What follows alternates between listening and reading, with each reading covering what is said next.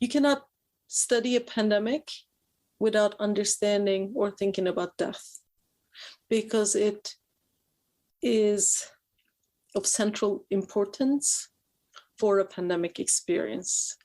I came to this realization before this pandemic started, and I was already writing about and thinking about this question.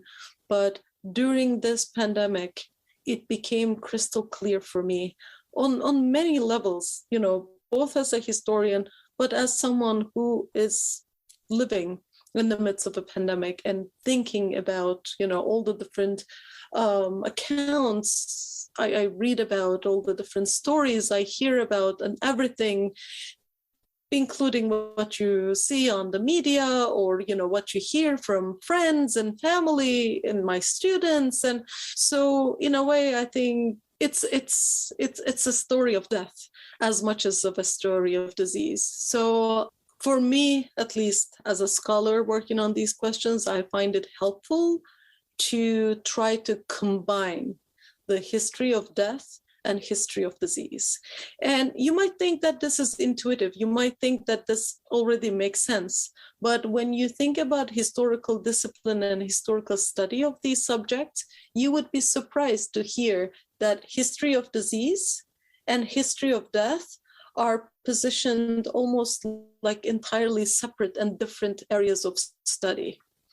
And it might not seem very interesting or revolutionary to think or to say that they're connected, but actually they're like so different from each other that historians don't think of them as connected subjects. So I think that's the first thing that I wanted to highlight. At the same time, I think this pandemic also helped me realize, and this is also something I see in the study of historical pandemics, the perception of death changes during pandemics. Death becomes more visible.